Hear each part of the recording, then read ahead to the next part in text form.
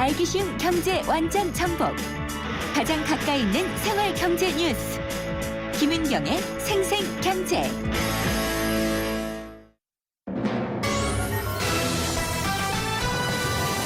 경제 뉴스의 진실과 오류. 생생경제가 떴다. 오늘의 생생 인터뷰는 네, 이번 인터뷰는 고가 차량 자동차 보험 개선 방안이 나왔다고 하는데 무엇이 달라지는지 알아보도록 하겠습니다. 김윤경의 생생경제 3부 함께하고 계십니다. 아시다시피요, 고가 차량, 1억 원 하는 에쿠스랑 한 1,000만 원대의 중형차가 사고가 났다. 그러면은요, 수리에 대한 책임은 고가차가 많이 갖고 있지만 수리비 자체는 저가차 소유주가 많이 내야 되는 경우가 대부분이었습니다. 이 구조상의 문란이 있어서 형평성 논란이 끊이지 않았는데요. 오늘 금융위원회가 여기에 대한 개선 방안을 내놓았습니다. 구체적인 내용들 살펴보겠습니다. 금융위원회 이동훈 보험과장입니다. 안녕하십니까? 예, 안녕하십니까? 네, 제가 이 서두에 말씀드린 것처럼 고가 차량과 저가차가 사고를 냈을 때 고가차가 오히려 덜 수리비를 부담하는 그런 불합리한 경우를 좀 개선하자는 얘기가 많이 나왔었잖아요. 예. 오늘 나온 이 자동차 보험 합리화 방안에도 담겨 있는 것 같은데 핵심 내용들 좀 알려주시죠. 예, 일단 저희 금융위원회, 그다음에 국토부, 금융감독원, 보험개발원 공동으로요. 고가 차량 관련 이제 자동차 보험 합리화 방안을 마련해서 발표하게 되었는데요. 네. 일단 크게 4가지 내용이 있습니다. 그래서 첫 번째로는 경미한 사고의 수리 기준을 만들어서 과도하게 부품을 교체하는 것을 좀 방지하고요. 네. 두 번째로는 렌트비 지급 기준을 합리화해서 아주 획일적으로 동종의 차량을 렌트하던 그런 또 관행을 바꾸고요. 그리고 이제 현금으로 수리를 대체해주던 미수선 수리비 지급 관행도 개선을 하고요. 네. 그리고 마지막으로 고가 수리비를 소요시키는 그런 차량에 대해서는 또 특별 보험 요율을 신설하는 그런 4가지 내용을 담고 있습니다. 이렇게 하면은 좀 많이 달라질까요? 일단 말씀하신 것처럼 사실 이 고가 차량 관련해서 되게 많은 좀 사회적 논란이 좀 있었는데요. 네. 예를 들어서 최근에 사례를 보면 예를 들어서 벤츠 S클래스 어떤 사고 케이스를 봤더니 그 사고 양쪽 문짝 바꾸는데 다 해서 한 880만 원이 소요되고 네. 오히려 또 렌트비는 한 열흘 정도 렌트를 해서 1,000만 원이 넘는 렌트비가 돼서 한 2천만 원 정도가 소요되는 이제 이런 고비용 구조에 대해서 되게 네. 좀 논의가 많이 있어서요. 그런 부분들을 조금 그런 고비용 구조를 낮출 수 있는 그런 방안을 저희가 이번에 준비를 했습니다. 하나씩 좀 뜯어볼게요. 네. 그러면은 경미한 사고일 경우에 보통 이제 범퍼 교체가 조금만 안 돼도 교체하겠다 이렇게 나오는 경우가 많이 있잖아요. 예. 그래서 이 경미 사고라는 기준이 생기기는 했는데 기준이 항상 또 논란이 되거든요. 예. 경미한 사고의 기준은 어떻게 되나요? 예, 그래서 사실은 저희 올 연초부터요, 국토부하고 보험개발원에서 공동 연구 용역을 했습니다. 그래서 실제로 이제 이번에 저희가 내년부터 할 거는 범퍼에 대해서만 우선 시행을 해보는데요. 네. 범퍼의 경우 사실은 범퍼가 부딪혔더라도 조금 겉에 긁힘 현상은 있더라도 그 범퍼 안에 사실 완충작용이 되는 그 부분이 깨어지지 않았으면 사실 부품을 교체할 필요가 없고 도장 처리만으로서 사실은 그렇죠. 그 수리가 다 끝나는데요. 네. 그래서 그 범퍼의 경우 그 안에 완충 장치가 되는 것이 깨졌는지 여부 이런 것들을 기준을 세부적으로 만들어서요. 이제 그 기준에 부합할 경우 안전에 문제가 생기면은 범퍼 자체를 교체를 하고요. 그렇지 않은 경미 사고라고 이제 판단이 되는 경우에 대해서는 그 다른 도장 공사 정도로 네. 마무리하는 것으로 그렇게 이제 국토부와 개발원에서 추진하기로 했습니다. 그리고 또 이것도 논란이 많이 되는데 렌트할 경우에요.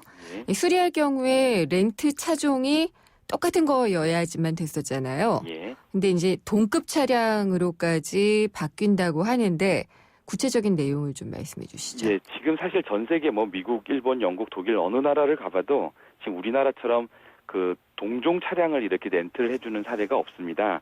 이제 대부분 외국에서는 다 이 렌트라고 하는 게 이제 사고로 인해 수리를 하는 단기간에 임시 사용이 목적이기 때문에 네. 사실상 사용 가치를 중심으로 렌트를 해주는데요.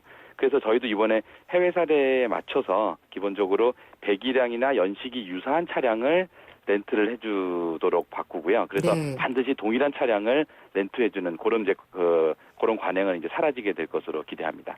그러니까 뭐 완전히 다른 급의 차량이 아닐 테니까요. 그렇습니다. 예. 문제는 없을 것 같다는 생각이 들고. 예. 근데 이제 이 범퍼도 조금만 손상이 돼도 교체하고 싶었고 예. 또 렌트할 경우에도 동종으로 하고 싶었던 소비자들의 그 어떤 욕구가 살아있는 한은 불만이 계속 제기되지 않을까 싶거든요. 예, 맞는 지적이신데요. 사실은 이게 사회적 제도가 네. 아까 말씀드린 미국, 일본, 영국, 독일 뭐 그런 나라들처럼 그런 게 그런 관행과 문화가 자리 잡아 있는 데서는 사실은 그걸 받아들여서 자연스럽게 불만이 없을 텐데요. 지금 네. 우리나라는 최근 몇 년간 이렇게 동종의 차량을 렌트해주는 문화가 이미 시행되고 있었기 때문에 그러니까요. 이 부분에 예. 대해서 좀 불만이 있을 거고 실제로 최악의 경우에는 어떤 그런 것들에 대한 불만을 뭐 보험사나 이런 데 소송을 제기하는 소비자들도 있을 수 있다고 생각을 하고요. 네. 다만 이제 전체적으로 볼 때 이게 결국은 그렇게 사용되는 과도한 수리비나 렌트비가 일반 국민들의 사실은 일반 보험료를 조금씩 나눠서 분산돼서 전가가 되는 거거든요. 그래서 이런 그게 이제 사회 전반에 쌓이면 네. 그게 그 비용이 되게 좀 큰 거기 때문에 그런 사회 전반의 고비용 구조를 낮춘다라는 측면에서 저희 행정부가 이번에 국토부와 협의해서 좀 이렇게 좀 그런 강한 정책 의지를 가지고 이 부분은 저희가 추진을 해보려고 합니다. 이건 정책 홍보 잘 하셔야 될 것 같아요. 예, 사회적 비용을 절감한다 이거는 안 와닿거든요. 네, 알겠습니다. 예, 그래서 예. 좀 더 풀어서 많이 설명을 해주시면 좋을 것 같고요. 예. 그 다음에 이제 그 소비자가 수리를 안 원하거나 예. 또 뭐 신속하게 그 보상을 원할 경우에 뭐 이런 경우에는 현금으로 이 지급됐던 미수선 수리비 예. 이걸 관행을 바꾼다고 하시는데 이건 어떤 내용인가요? 실제로 그 사고가 났는데 수리를 하지 않고 현금으로 받는 이런 관행들이 예. 사실 지금 보험 사기에 많이 악용되는 사례가 있습니다. 그래서 사고가 났는데 수리를 안 하고 현금을 받고요. 몇 개월 뒤에 보험사를 바꾼 다음에 다시 그게 사고가 났다고도 신고를 해서 또 현금을 받고요.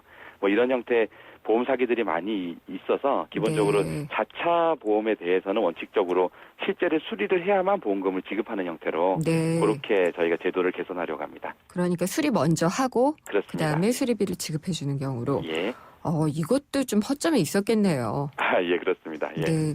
사람들이 또 궁금해하는 게요. 고가 차량 모시는 분들이 점점 많아지고 있기 때문에 예.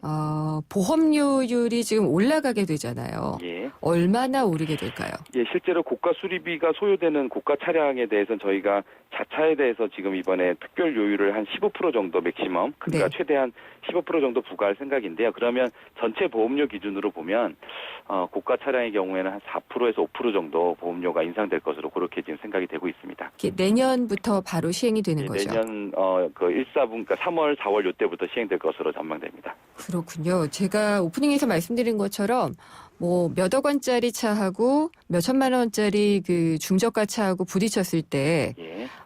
과실이 만약에 고가차 주인한테 있다고 하더라도 예. 수리비 부담을 저가차주가 더 많이 하는 경우가 있었거든요. 그렇습니다. 예. 이런 것들도 개선이 되나요? 그러니까 지금 저희가 이번에 발표한 대책이 그게 부분적으로 가격에 조금 반영돼서 예. 조금 일부 보완은 되지만 사실 근본적으로 지금 말씀하신 그런 부분을 해결하는 데는 조금 부족한 면이 있는데요. 네. 사실 그 부분이 이제 대책으로 준비가 되지 못한 거는 그게 우리나라 민법에서 그 규정하는 동등배상의 원칙이 위반되기 때문에 사실은 아까 말씀하신 그런 사례가 완벽하게 치유가 되기 위해서는 우리 민법의 약간 특별법적인 성격으로 예. 그런 그 교통사고 손해배상에서 책임 한도를 좀 정하는 그런 것들이 법으로 조금 입법부에서 만들어질 필요가 있습니다. 근데 법 개정인가요? 아니면 예, 새로 법안을 발의해야 되나요? 예, 근데 실제로 국회에서도 이런 논의가 많이 있어서요. 예. 지금 실제로 교통사고 손해배상 책임 제한에 관한 법률 뭐 이런 식으로 새로운 법안, 민법의 특별법적인 성격의 법안이 지금 제출이 돼서 예. 국회 법사위에서도 논의가 되고 있는 그런 상황입니다. 계류되지 않고 좀 빨리 통과되면 예. 좋겠네요. 예. 그러면은 또 이 고가차 보험료 무조건 또 높이는 것만도 대안은 아니기 때문에 예. 대체 부품을 활성화하자 뭐 이런 얘기들도 좀 많이 나왔거든요. 예. 예. 이것도 같이 이루어지면 좋지 않을까요? 맞습니다. 사실 근본적으로는 대체 부품 이런 것들을 통해서 그 수리비, 그다음에 그 제품 교체비 이런 것들이 낮아지는 게 사실 가장 근원적인 대책인데요. 네. 사실 이거는 또 이제 어떤 상품의 그 디자인, 그러니까 예를 들어서 그 범퍼에 대한 디자인을 특허 신고를 해놓고 이러면 사실 대체 부품이 활성화되는데 애로가 있는 것이 또 현실입니다. 근데 디자인에 대한 그 기한을 줄이면 되잖아요. 그렇습니다. 그래서 그런 부분에 대해서 사실 또 지금 우리 국회에서요. 예. 그런 대체 부품 활성화 관련된 입법이 지금 제출이 돼서 네. 그것도 지금 국회에서 또 나름 활발하게 지금 논의가 되고 있는 그런 상황입니다. 네. 알겠습니다. 자동차 거의 다들 모시기 때문에 다들 관심 있게 들으셨을 것 같고요. 예. 국회에서 좀 조속한 처리를 해주셨으면 좋겠네요. 예. 말씀 잘 들었습니다. 감사합니다. 예, 감사합니다. 예. 금융위원회의 이동훈 보험과장이었습니다. 불에 타 허물어진 낡은 벽. 그 벽을 파고드는 찬바람에 다은이의 두 볼은 언제나 파랗게 물들어 있었습니다. 그런 다은이의 두 볼을 녹여준 건 좋은 이웃들의 따스한 손길이었죠. 당장이라도 무너질 듯 위태롭던 집이 튼튼한 새 집이 되었습니다. 다시 만난 다은이의 볼은 행복한 웃음으로 붉게 물들었네요. 우리 아이들의 행복한 변화, 누가 만들까요? 여러분이 좋은 이웃이 되어주세요. 후원 문의 1599-0300 굿네이버스. 비가 옵니다. 비 오는 날은 대리기사님들이 적게 출동하니까 상담원 소연이도 바쁜 날이에요. 하지만 저에게는 아직 12분의 기사님이 남아있지요. 대리운전은 지금부터다. 좌우로 정렬 2588 눌러줘요 2588. 네, 생생경제 3부는 여기까지고요. 잠시 후 4부 이어집니다. 경제주치 시간은 오늘은 세무상담이고요. 경제수사대 시간에는 올 상반기의 보이스피싱 등 금융사기 동향을 총정리해서 살펴보도록 하겠습니다. 궁금한 점에는 의견은 문자로 보내주시면 되는데요. 짧은 문자 50원, 긴 문자 100원이 부과되는 휴대전화 우물정의 0945번, 또 YTN 라디오 앱 예스를 통해서 남겨주셔도 됩니다. 잠시 후 4부에서 뵙겠습니다. 찬바람이 부는 요즘 건설 현장에서의 안전점검 이상 없으신가요? 건설 현장은 높은 곳에서 이루어지는 작업이 많고 날씨의 영향을 많이 받다 보니 크고 작은 재해가 끊이지 않고 있는데요. 특히 최근에는 외국인과 고령의 근로자들이 건설 현장에 많이 유입되면서 그 우려가 더 커지고 있습니다. 건설 재해 예방을 위해서는 첫째, 근로자는 안전보호구를 꼭 착용하고 작업장 내 안전수칙을 준수해야 합니다. 둘째, 사업주는 규정에 맞게 안전시설을 설치하고 정기적으로 안전교육을 실시해야 합니다. YTN 라디오 스스로 산재예방 캠페인은 고용노동부와 안전보건공단이 함께합니다.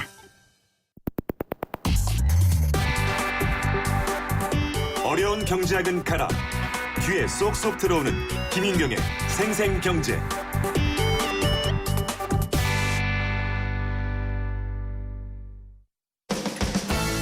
든든한 우리 집 경제주치, 생생주치. 경제주치 오늘 세무상담과 이슈 시간입니다. 세무법인 부강의 유재선 대표 세무사 나오셨습니다. 안녕하십니까? 안녕하세요. 어려운 경제학은 가라 그랬는데 온 것 같아요. 세금 부분은 정말 어렵잖아요. 그러게 말입니다. 예, 늘 공부하셔야 되죠.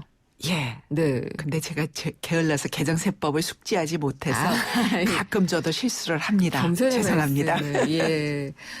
바로 상담 들어가 볼까요? 네. 9345님인데요. 저희 법인은 종업원에 대한 사내복지후생의 확충, 그리고 또 근로의욕과 노사 공동체 의식을 제고를 하고 또 생활안정과 복지 증진에 기여함을 목적으로 설립된 비영리 내국 법인입니다.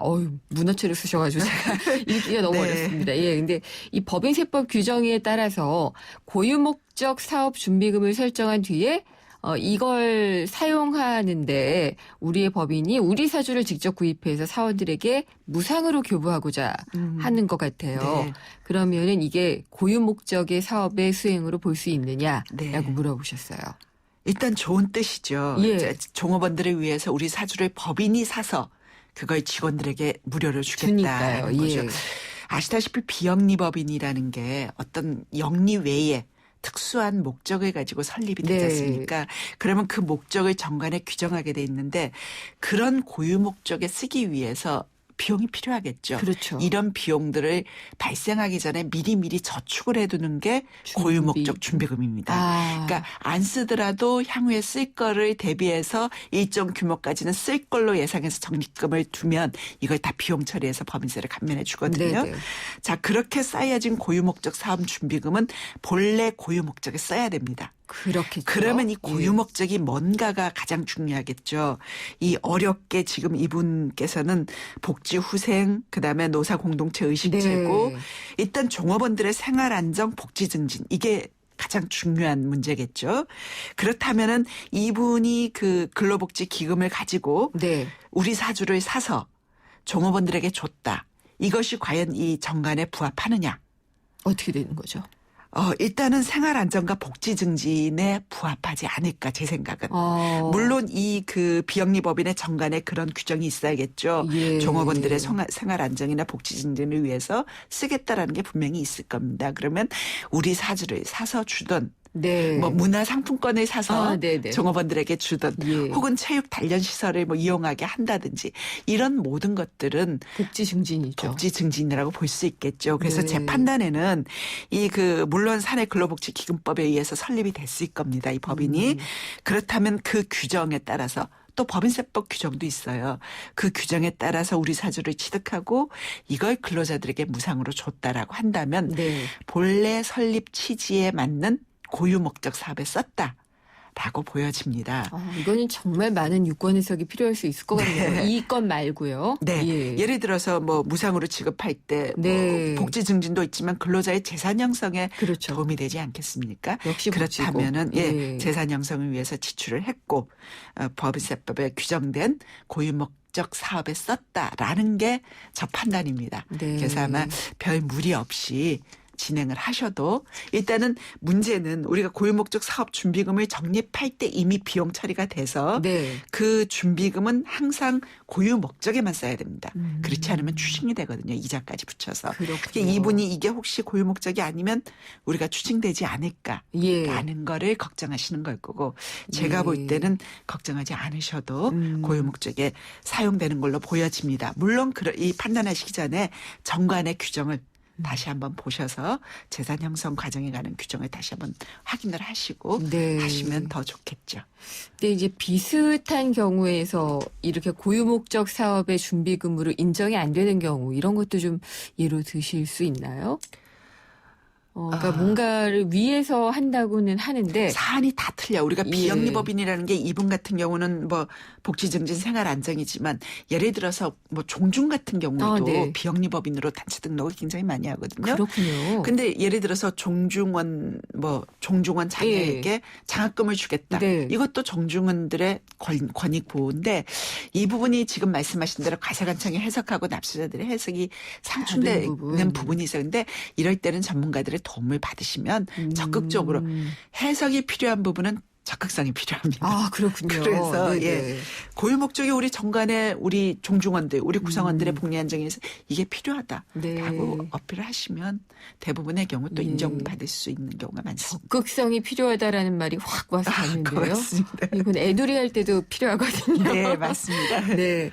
2669님인데요. 사업하면서 꼭 필요한 기계가 있는데, 지금 제가 사용할 수 있는 자금이 부족해서 친구 명의의 카드로 할부 구입을 하고 할부금을 차차 갚아가는 식으로 돈을 융통할 생각입니다. 그런데 궁금한 것이 법인카드나 그러니까 사업을 하는 분의 카드가 아닌 경우에도 부가가치세 환급을 받을 수 있을까요? 라고 질문하셨어요. 아이고, 어려울 것 같습니다. 결론적으로. 그래요? 요즘 예. 이게 이런 이제 게 꽤 있을 것 같은데. 많아요. 요즘 예. 부동산 때문에 네. 중소기업들 어렵잖아요. 그러다 보니까 내 거는 이미 한도가 다 찼고 집안 식구들도 안 돼요. 친구한테 쓰고 빌리죠. 빌려주고. 예. 우리가 세법상 사업을 위해서 지출한 비용은 원칙적으로 다 경비 인정을 받습니다. 물론 뭐 적격증빙이 아니면 가산세는 붙지만 경비 인정은 받는데 부가가치세는 조금 다릅니다. 부가가치세는 그래요? 엄격하게 형식주의를 띠고 있기 때문에 예. 사실은 이게 법인 명의 카드 혹은 직원으로 등재된 종업원의 카드, 본인 개인 카드, 가족까지도 인용이 되는 경우가 많습니다. 그러면 이걸 확인시켜줘야 될 거 아닙니까? 네. 우리가 사업자 등록 이렇게 부가가치세를 환급을 받으려면 기본적으로 신용카드 매출 전폐 사업자 등록번호랑 다 있어야 되거든요. 근데 이렇게 아무런 관계가 없는 타인의 명의로 된 카드를 받으면 이게 업무용으로 인정받는 것도 사실은 좀 어렵고 저희가 용도는 나오잖아요. 네, 그거는 예. 이제 법인세나 소득세 결산할 때 비용으로 합니다. 네. 근데 매입세 공제는 사업자 네. 등록번호 같은 게 기재가 되어 있어야 되기 그렇군요. 때문에 이럴 경우에는 예전에는 신용카드로 결제하고 세금계산서를 다시 받았는데 요즘은 이중 그거를 잘 안 해주려고 하거든요. 그래도 가셔서 이런 사유로 해서 세금계산서 겹을 받아야 됩니다라고 하시고 세금계산서를 겹을 받으셔서 매입세 공제를 받으시는 게 그런 절차가 필요할 것 같습니다. 여기에도 역시 적극성이 네, 필요한데요. 그렇습니다. 오늘의 오늘은 화두는 적극성입니다. 네. 네, 적극적으로 공부할 필요가 있어요. 그렇습니다. 네. 특히 세법은 네. 사실은 저희 같은 전문가들도 이렇게 모르거나 실수하는 경우 귀찮아서 밀어두는 경우가 네, 많이 그래서 있거든요. 항상 공부하시고 예. 챙겨보시는 게 필요할 것 같아요. 네. 3625님인데요. 현재 숙박업을 하고 있습니다. 작년에 비해서 이분 좋으시겠어요. 올해 매출이 많이 늘어서 성실 신고 확인 대상의 범주에 들게 됐는데 언제를 기준으로 세무사를 고용해서 확인 신고를 해야 되는지를 잘 모르겠다고 하셨어요. 그리고 이걸 제대로 이행하지 못하면 돌아오는 불이익이 상당히 크다라고 들었는데 이런 문제점을 피하려면 어떻게 해야 될까요? 라고 질문하셨습니다. 일단 매출 늘으신 건 축하드리고 그러게요. 성실신고 대상이 된 건 굉장히 예, 그것도 예. 그렇고요. 일단 성실신고는 당해년도 매출을 기준으로 다음에 소득세 신고하기 전에 세무사에게 비용이랑 매출을 꼼꼼히 검증받게 하는 제도입니다. 그래서 매출액에 따라 기준이 달라지는데 지금 도소매나 부동산 매매 같은 건 20억, 네. 제조나 음식은 10억, 부동산 임대나 전문직 사업자나 개인 서비스업은 5억이거든요. 이 기준을 넘으면 다음에 4월 말까지, 그러니까 소득세하기 직전까지 성실신고 수인 계약이라는 걸 세무사하고 해서 네. 국세청에 제출해야 됩니다. 따라서 우리가 1월 말에 부가가치세 확정 신고가 끝나면 당해년도의 매출액이 다 결정이 되거든요. 네. 그러면 바로 세무사를 선임하셔서 이 성실신고 계약을 하시고 선임계를 제출을 하셔야겠죠. 바로바로 그러니까 네. 1월 25일에 그래야만 부가가치 확정 신고 끝나자마자 네, 그래야만 우리가 소득세 신고하기 전에 적격 증빙은 얼마나 있는지, 네. 매입자료를 챙겼는지 이런 것들을 확인하셔야 불이익이 없고요. 또 이렇게 이제 성실신고가 또 번거롭고 여러 가지 절차적으로 외부 회계감사를 받는 네. 것과 비슷한 제도거든요. 그래서 이것 때문에 이제 법인 전환하시는 경우들도 많이 있는데 일단 성실신고 기준에 대해서 성실하게 신고를 하면 세무조사 대상에서 제외하겠다라고 해놓고 사실은 이루어지지 않고 있어요. 네. 또 갑작스럽게 법인 전환하는 경우도 오히려 또 요즘 세무조사를 분리할 수 있나요? 확대하고 있는 경우도 있거든요. 네네. 그래서 확정신고 끝나시면 바로 전문가와 상의를 하셔서 예. 성실신고 대비를 하시는 게 필요하지 않을까 싶습니다. 이 또한 적극성이군요. 알겠습니다. 오늘, 네, 뭐든지 좀 적극적으로 알아보고 준비를 경제활동에는 하는 그런 자세가 필요할 것 게. 같아요. 맞아요. 예. 감사합니다. 고맙습니다. 세무법인 부강의 유재선 대표 세무사였습니다.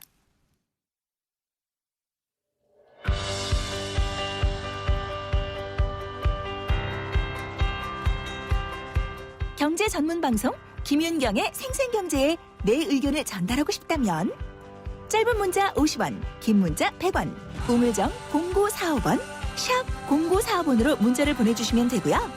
YTN 라디오 앱 예스를 통해 비용이 들지 않는 메시지도 보내실 수 있습니다. 또 웹사이트나 페이스북에서 김윤경의 생생경제를 검색하셔서 소중한 의견 남겨주시면 됩니다. 여러분의 소중한 의견 참고하겠습니다. 언제 어디서든 꼭 필요한 정보를 주는 김윤경의 생생경제. 듣고 싶어라.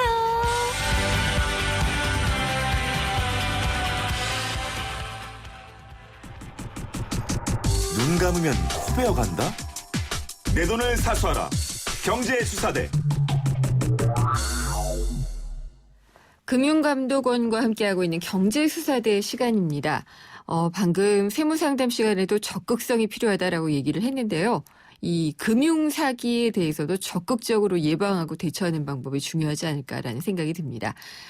그동안의 금융사기 피해가 많이 줄었는지 상반기 집계도 한번 좀 해볼 필요가 있을 것 같은데요.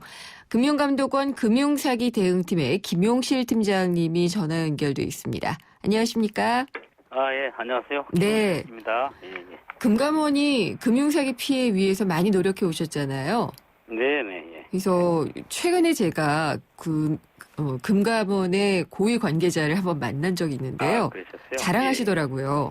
예, 줄고 있다고. 예, 많이 예. 줄었나요? 그렇습니다. 저희들이 노력한 결과인 것 같은데요. 올 상반기에 일단 금융사기 월 평균 피해액이 261억인데요. 네. 작년 하반기 월 평균 피해액 337억보다 22.7% 정도가 감소됐고요. 네. 또 이 올해 이제 그 금년 하반기 7, 8, 9, 10 이렇게 계속 내려갈수록 피해액은 계속해서 줄고 있습니다. 10월 피해액이 85억까지 떨어졌습니다. 현재. 그러면 이거는 어떤 금융사기 종류별로 다 조금씩 감소하고 있는 건가요? 네네, 그렇습니다. 예. 예를 들면 금융사기 종류라는 게 이제 크게 보면은 피싱하고 대출 사기입니다. 그렇죠. 예. 그 이제 이렇게 보니까 피싱 사기는 근원 목소리 공개라든가 어떤 이런 지연 시간 인출 확대라든가 신속 지급 정지라든가 이런 걸 이제 해서 완전히 그건 감소가 된 것 같고요. 네. 그에 이제 반면에 대출 사기가 약간 좀 더딥니다. 감소 그러니까 피해 감소 어떤 이런 속도가 약간 더디고 네. 올 하반기에 들어서는 약간 대출 사기 비중이 전체 피해액 비중에 이제 비해서 조금 상당히 올라가는 그런 증가하는 그런 추세입니다. 그래서 대출 사기라는 것은 대출을 해줄 테니까 어디로 입금해라 라든지 그런 것들을 말씀하신 건가요? 네네 그렇습니다. 그러니까 예를 들면 얼굴을 이제 대면하지 않고 예. 어떤 전화나 문자 메시지 등을 통해 가지고 대출 상담 어떤 이런 대출 알선을 가장해서 네. 접근한 후에 이제 어떤 이런 신용등급 조정이 필요하다 또는 대출 수수료 등 어떤 이런 각종 명목으로 어떤 돈을 요구하는 겁니다. 네네. 예. 그러면은 이 대출 사기 피해 같은 경우에는 올해 들어서 얼마나 있었나요? 그러니까 대출 사기 같은 게 지금 하반기 들어서 대출 사기 피해자 수가 5,689명이나 되고요. 네. 피싱 사기는 2,758명 정도 됩니다. 그래서 대출 사기 피해자가 피싱 사기 피해자를 넘어섰습니다. 넘어섰고 그 비중도 보니까 이제 9월에 51.6%에서 10월에는 60% 가까이 증가하는 그런 추세입니다. 현재는. 예. 이게 아마 보이스피싱 같은 경우에 근원 목소리 공개하셨고요. 네. 자율적으로도 또 근원 목소리에 대한 공개도 많이 하셨잖아요. 예. 저도 한번 당했는데 이게 지연 인출 제도가 되니까 내 돈을 내가 못 뽑더라고요. 네, 예. 그런 게 상당히 효과가 있었습니다. 예, 피싱 그래서 사기에. 이게 바로 그거구나라고 이제 깨달을 수가 있었는데 그런 것들이 보이스피싱에는 많이 도움이 된 거 막는데 도움이 된 거 같고요. 근원 목소리하고 지연 인출 시간 확대 등 이런 게 상당히 피해를 줄이는데 도움이 많이 됐습니다. 그래서 그러면은 그 보이스피싱 사기범들이 대출 사기범으로 좀 약간 전환을 하고 있는 모양인데요. 네, 예.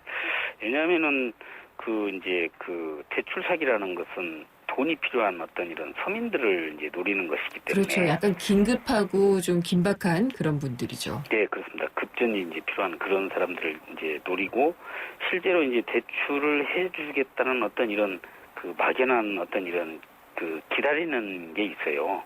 기다리다 보니까 그런 어떤 신속하게 지급 정지를 못 합니다. 왜냐하면은 그게 기다리다 보면은 피해 발생 사실 자체를 좀 인지하는 게 늦거든요. 네. 그러다 보니까 길게는 한 달 정도 걸릴 수도 있고 또 빠르면은 2주, 3주이다 보면은 일단 그 수수료라든가 이런 걸 받아서 다 챙겨가지고 그 전화번호 차단해버리고 이런 거기 때문에 그런 어떤 신속 지급 정지를 이렇게 좀 늦게 한다는 그런 걸 틈타가지고 계속해서 시도를 하는 거죠. 그러다 보니까 이제 약간 좀 올라가는 그런 추세입니다.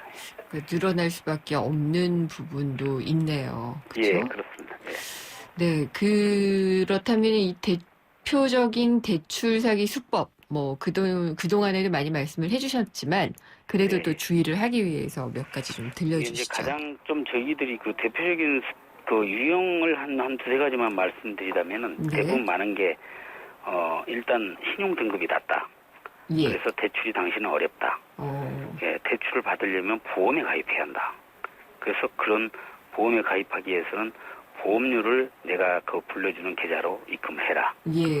그렇게 해서 이제 수수료를 받아채가는 그런 수법이 하나 있고요. 예. 두 번째는 대부분 급전이 필요한 이런 서민들은 어떤 이런 금융권에 이제 그 문을 두드렸다가 실패하는 경우가 많거든요. 네네. 그렇게 되면은 신용조회 기록이라든가 이런 게 하다 보니까 신용등급이 낮기 때문에 성향 조정을 해야 한다. 또는 그런 어떤 이런 삭제를 해야 한다. 네. 이래서 그러한 작업을 하기 위해서는 돈이 필요하다. 그렇게 이제 수수료를 또 내가 지정해주는 계좌에 입금해라. 이렇게 해서 돈을 가져가는 그런 게 많고 또 하나는 이제 그 저금리를 이제 대환해준다. 네. 그래서 그 대환하기 위해서는 미리 고금리로 쓰던 돈을 내가 불러주는 계좌에 송금을 해라. 예. 그 다음에 저금리로 대환이 된다. 이렇게 해서 이제 그 송금된 돈을 또 다 채가는 그런 어떤 이런 대표적인 수법이 있죠. 대출 사기로는. 네. 아, 네. 그럴싸하네요. 네. 약간 좀 그럴싸하게 포장을 해서 이제 그 접근을 하는데요. 그게 100% 다 대출이 되지 않습니다. 다 불발입니다. 그러면은 이런 것들을 좀 안 당하려면은 어떻게 하면 좋을까요? 그러니까 일단 그 어떤 금융회사나 이런 쪽에서는 공공기관이나 이런 쪽에서는 어떤 개인 어떤 이런 정보라든가 이런 걸 요구를 하지 않습니다. 그런 게 금전이라든가 이런 걸 요구를 하지 않기 때문에 그런 어떤 그 요구를 하는 경우라면 그게 어떤 사기라는 그런 걸 좀 생각하시고 다시 한번 그 해당되는 그런 전화번호, 대표 전화번호라든가 이런 데 이제 확인을 해서 정확하게 네. 알고 진행을 하시는 게 좋겠고요. 예. 그다음에 전화 또는 문자 메시지를 이용해서 어떤 이런 대출 광고가 올 경우에는 절대 거기에 이제 연락을 하지 않는 게 가장 좋습니다. 예. 뭐든지 의심을 일단 하는 경우가 좋을 것 같고요. 네, 근데 이제 그렇습니다. 혹시라도 이 피해를 당한 것 같다 그러면은 빨리 대처를 하는 게 좋을 텐데 어떻게 하면 될까요? 그러니까 이제 그 대출 사기 같은 경우에는 피해 발생 시점 인지가 좀 늦다 보니까 상당히 그 피해가 커지고 이렇게 좀 많이 있는 경우가 있는데 네. 그런 게 예를 들면 대출 사기 피해를 당했다는 어떤 시점이 인지됐을 경우에는 똑같습니다. 이게 금융감독원이나 경찰청 112나 또 금융회사 콜센터로 즉시 지급정지 요청을 해서 네. 신고를 하다 보면은 그 사기범이 돈을 이제 지연 인출 확대 시간이 있기 때문에 예. 30분이지 않습니까? 예. 30분 동안 지급정지를 신속하게 해서 돈이 딱 빠져나가지 않으면 전액 다 별도 소송 없이 법에 따라서 환고를 받을 수 있기 때문에 네. 그 최소한 신속하게 지급정지 요청을 하는 것이 가장 피해를 줄이는 길입니다. 예. 그리고 끝으로 이제 피해를 예방하기 위해서 금감원이 갖고 계시는 대책들은 어떤 게 있는지 알려주시죠. 지금 저희들은 이제 물론 피싱 사기하고 대출 사기를 동시에 병행해서 지속적으로 이제 그 어떤 국민들한테 그 홍보를 하고 또 개몽을 계속해서 해왔습니다. 네. 그런데 이제 어떤 그 대출 사기의 특성상 이게 대출 사기 피해 속도가 좀 더디다 보니까 앞으로는 이런 그 대출 사기 쪽에다가 신경을 좀 써서 네. 더 이상 피해가 나오지 않도록 계속해서 홍보를 할 예정이고요. 네. 또 이제 그 대출 사기에 그 관련된 근원 목소리도 네. 지금 저희들이 파일이라든가 이런 걸 지금 수집 중에 있습니다. 알겠습니다. 그래서 그 수집이 되면은 예. 전부 다 공개를 해서 예. 또 피싱 사기처럼 그렇게 해서 피해를 좀 줄이는 게 저희들 목적입니다. 예. 알겠습니다. 오늘 말씀 잘 들었습니다. 네, 감사합니다. 예, 감사합니다. 예. 예, 금감원 금융사기 대응팀의 김용실 팀장이었습니다. 호주 워킹 홀리데이만 떠올렸다면 호주TV 무비 채널을 추천합니다. 세상의 중심에서 사랑을 외치던 영화 속 울루루. 호주는 카메라만 들면 영화가 되는 로맨틱한 곳이네요. 내 마음속엔 호주가 온에어 되고 있다. 호주 시드니 브리즈번 주 10일의 운항. Excellence in Flight Korean Air. 대한민국과 프루지오가 함께 만듭니다. 누구나 부담 없는 뉴스테이에서 행복한 마을 공동체까지 당신이 더 행복한 뉴스테이. 동탄 행복마을 프루지오 12월 오픈. 1800-0277 대우건설. 금융회사에게 묻습니다. 안정적인 수익에는 뭐가 제일 중요할까요? 어떻게 해야 제 연금을 잘 키울 수 있죠? 미래에셋증권이 답합니다. 글로벌 자산 배분하세요. 세액공제로 절세 효과까지 준비된 연금 전문가 미래에셋증권. 투자 손실에 유의하세요. 11월 한 달 더 넥스트 스파크 살 땐 잊지 마세요. 하나, 하루 3,000원으로 부담 없이 사거나 둘, 삼성기어 S2를 받거나 셋. 어떤 차종이든 3년 이상 된 차종 보유 고객은 20만 원 추가 할인까지. 전시장 및 홈페이지 참조. 선수율 15%, 금리 5.5%, 유효할부 48개월, 유효율 최고 70%, LS&T 모델 기준. Chevrolet, find new roads. 안녕하세요. 유플러스 모델 보아입니다. 최신 영화 미드부터 인터넷 강의와 맛집까지 보고 싶은 비디오를 검색하면 카테고리별로 보기 쉽게 정리해주는 국내 최초 LTE 비디오 포털. 이제 보고 싶은 비디오 마음껏 즐기세요.